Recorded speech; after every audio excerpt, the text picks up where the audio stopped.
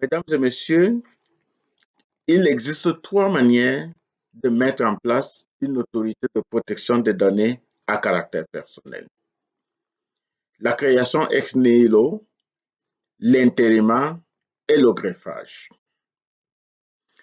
Eh bien, je m'appelle Laurent Fabrice Zengue, je suis Data Privacy Manager, habite des litiges domestiques internationaux et aussi spécialiste du droit de l'arbitrage, du droit des données, du droit du numérique, du droit des affaires du droit international des affaires et spécialiste du management et de la protection des données à caractère personnel.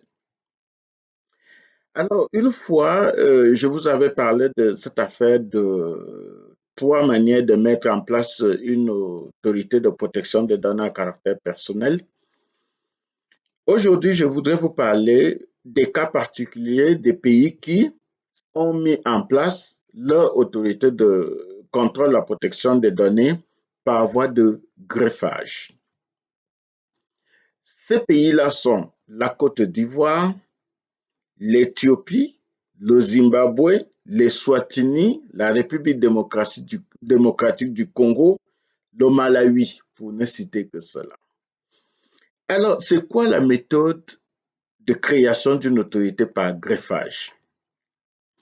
En fait, il s'agit d'accorder des missions qui relèvent d'une autorité de protection des données à une autorité qui existe déjà, mais qui a d'autres missions. Mais la plupart du temps, il s'agit de missions qui lui sont connexes, c'est-à-dire des missions qui sont dans le même domaine pratiquement que la protection des données. Très souvent, c'est proche des communications électroniques, de la poste ou de la cybersécurité. Alors, pour le cas de la Côte d'Ivoire, par exemple, l'autorité de régulation des télécommunications et des TIC, c'est-à-dire l'Arctique, était donc devenue une autorité de protection des données par le greffage, tout simplement parce qu'on lui avait assigné les missions qui concernent la protection des données.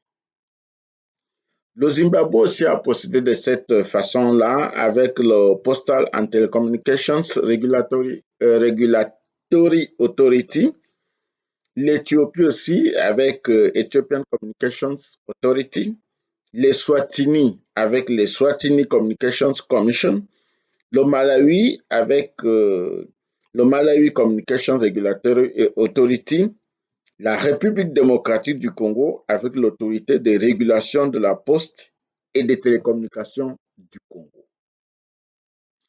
Alors, je vous cite ces exemples, évidemment, non pas pour opposer d'autres pays comme le Cameroun, le Sénégal, le Niger, le Gabon, le Nigeria, le Burkina Faso, qui ont choisi l'approche ex nihilo. Mais c'était juste pour vous dire que, voilà, il y a ces deux approches-là. Je n'ai pas parlé de l'intérim parce qu'évidemment, l'intérim est une approche qui est assez, elle ne met pas long, puisqu'elle doit jouer juste un rôle. Donc, j'ai parlé que du greffage et de l'approche ex nihilo. Alors, le Cameroun vient de faire sa fameuse loi sur la protection des données à caractère personnel et le législateur n'a pas cru devoir mettre en place la création, l'organisation et le fonctionnement de l'autorité de protection des données à caractère personnel. Alors, petite devinette, quelle est la méthode qu'ils vont choisir? Mystère et boule de gomme. Sauf que c'est des approches qui ont chacune ses avantages et ses inconvénients. L'avenir nous dira bien. Eh bien, si vous voulez lire mes pensées sur cette affaire-là, vous n'avez qu'à accéder au livre 36 solutions pour les autorités nationales africaines de contrôle et de la protection des données à caractère personnel. Je développe ce sujet-là de manière très approfondie, ainsi que d'autres sujets. En fait, il s'agit de 36 sujets que je développe largement, profondément, au regard des 40 pays africains qui disposent d'une loi sur la protection des données à caractère personnel.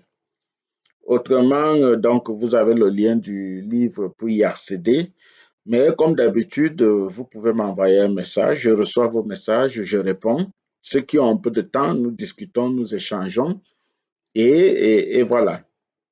Et en attendant de savoir ce qui va se passer, je vous dis à bientôt.